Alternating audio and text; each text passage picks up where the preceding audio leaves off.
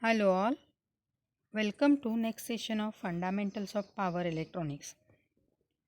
In today's session, we'll study the thyristor family device, that is a diac.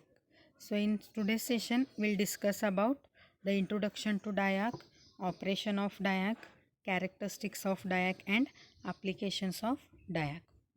So first, diac.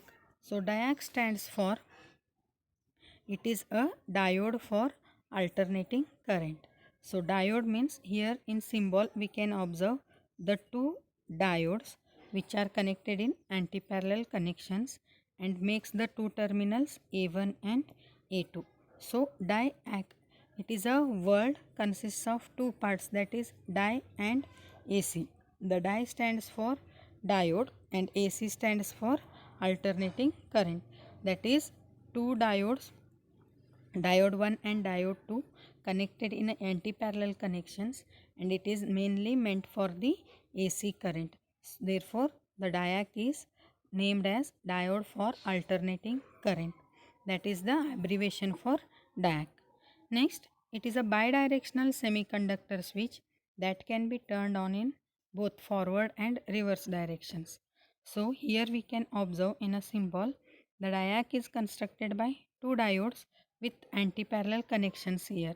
So due to this anti-parallel connection, diac can operates in both the direction. But we know the operation of diode. So this is the diode connection and it operates only when anode is positive, cathode is negative, and diode in forward bias only it operates. But here we can observe the two diodes are connected in anti-parallel connection. So suppose if A1 is positive with respect to A2, then current flows from A1 to A2, or else if A2 is positive with respect to A1, then current will flows from A2 to A1. Therefore, it is a bidirectional semiconductor switch. And switch we can already we have studied about the switch, that it is a electronic switch. That is, when it is in on condition, it is used as a closed switch, and when it is in off condition, it is used as a open switch. Therefore, diac is also one type of semiconductor switch, but the advantage is it operates in bidirectional device. So diode is operating only in one direction, that is a forward direction, but diac has the advantage that it can be turned on in forward as well as in a reverse direction.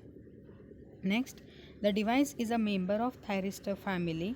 So thyristor family means it is a power semiconductor device only, and it is mostly used in triggering of the triac and other thyristor based circuits here. So normally the application of the diac is, it is used in a triggering circuit. So to trigger the triac, we are using a diac here. So triggering means to, it is a process to turn on the power semiconductor or thyristor devices. Next, the diode starts conducting electric current if the applied voltage goes beyond its breakover voltage. So breakover voltage means it is the voltage value at which actually diac starts conducting. So when we apply the voltage and applied voltage reaches beyond the breakover voltage, then only diac will starts conducting, and as it starts conducting, the current flows through the diac either in both the directions. Next is construction of diac. So here we can observe the constructional structure of diac is, it has a two terminal device and it is a four layer device here. So the two terminals A1 and A2. So four terminals here, P1, P2, N2 and N1 and N3 are combined together to forms the four terminals here. And if we observe the layer construction, here there is a formation of two transistors. The transistor connection is N1, P1, N2, that is the NPN transistor, and second one is N2, P2 and N3. So again NPN transistor. So either it is a combination of two transistor or two diodes with anti-parallel connection, but it has a little bit difference than the transistor that in diac there is no base terminal. Only we are having two terminals A1 and A2 for the flow of electric current. So there is no base terminal here.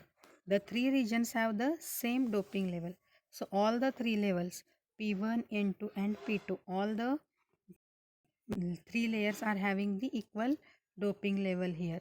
So because of this equal doping level, the flow of current in either direction is having a equal value. So suppose if it current flows from A1 to A2, then also equal amount of current flows as the current flowing from A2 to A1. It gives the symmetrical switching characteristics for either polarity of voltages. So that is, if A1 is positive, A2 is negative, the diac operates in first quadrant and it gives the VI characteristics.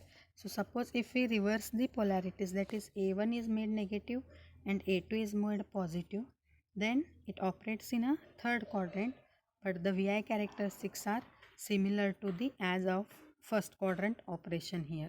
So that is, it gives symmetrical characteristics for either polarity of voltages. Even if we change the voltage value from A1 to A2 polarity, if we are going to change, then also characteristics remains the same here. So this is the constructional structure of diac.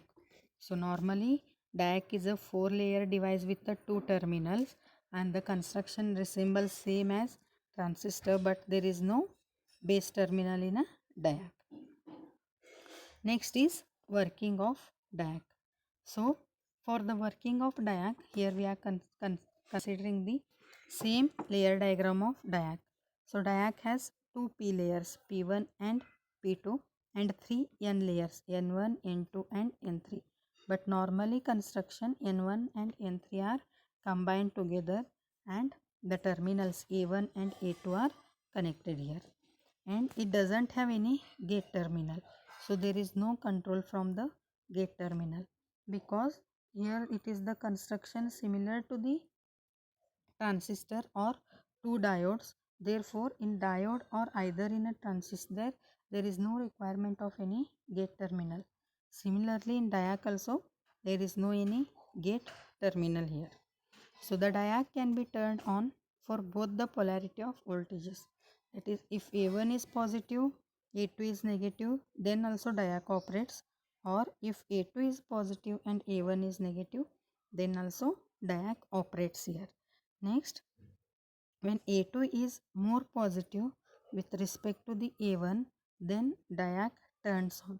That is, when the voltage, positive voltage reaches beyond the breakover voltage, then diac turns on. And this positive voltage may be of any of the terminal. Either it may be for A1 or it may be for A2. But the voltage should reach beyond the breakover voltage. So third point is, when A2 is more positive with respect to A1, then current flows from A2 to A1 and the current direction is P2, N2, P1, N1 to A1.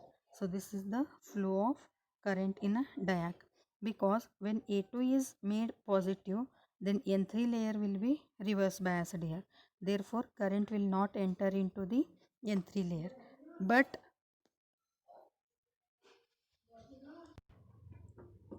so next is, when A2 is more positive with respect to A1, then current does not flow through the corresponding N layer but flows from P2, N2, P1, N1. Because see here we are connecting A2 as a positive with respect to A1. So this positive supplies make N3 reverse biased and at the same time P2 forward biased. So therefore current flows in the direction of P2, N2, P1, N1 to A1.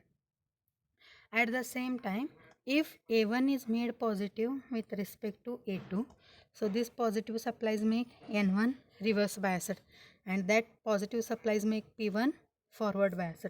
So when positive voltage reaches above the breakover voltage, then current flows from P1, N2, P2, N3 to A2. So this is the flow of current in either direction here. So it is a diode which is an anti-parallel connection of two diodes. Therefore the current flows in both the direction here. The construction resembles the diode connected in series. So that is two diodes are connected in series connection with the anti-parallel connection.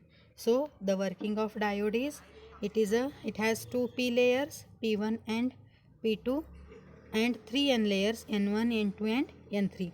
But n1 and n2 are internally connected to form the single layers, and there are two terminals a1 and a2. So the name indicates it is a diac, that is a directional, both the directional current flowing in the diac here. So when A1 is positive, current flows from P1, N2, P2, N3 to A2, and when A2 is positive, current flows from P2, N2, P1 and N1. So in both the direction, current flowing in diac. Next is VI characteristics of diac. So VI characteristics of a diac is a graph plotted between voltage and anode current, or it is a current flowing from A1 to A2 or A2 to A1, and here the diac is operating in both the direction. Therefore characteristics are available in first quadrant as well as in third quadrant. So when any one of the terminal is positive, the current will flow and diac will turns on. But when the voltage is below the breakover voltage, till now leakage current will flows in the diac here.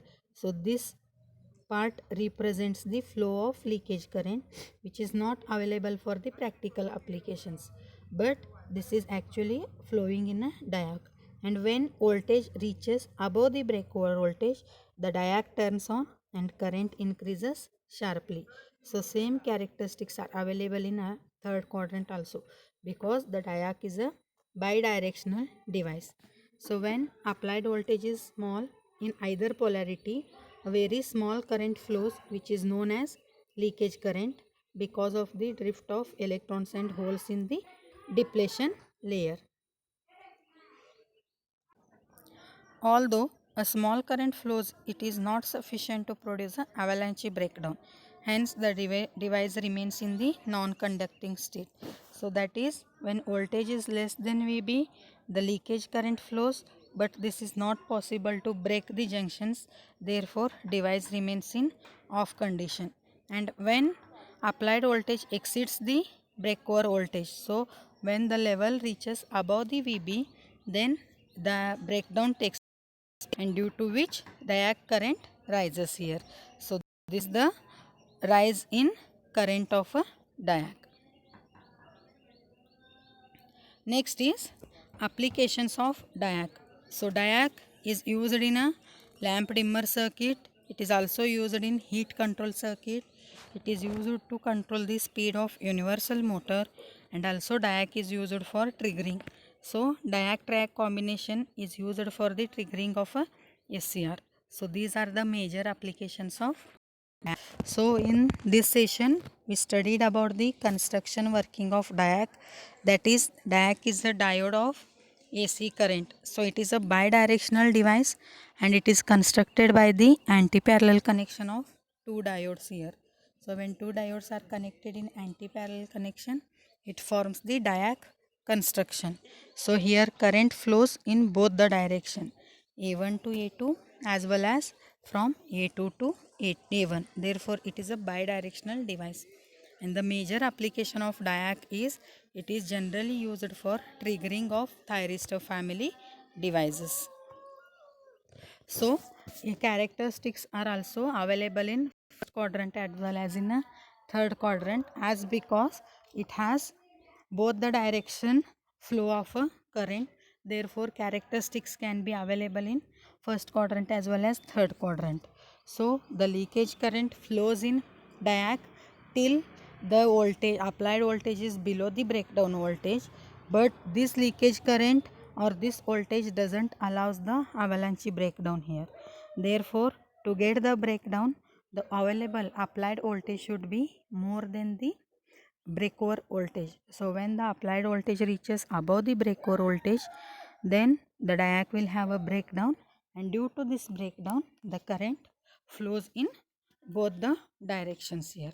So this is the construction, working and applications of diac.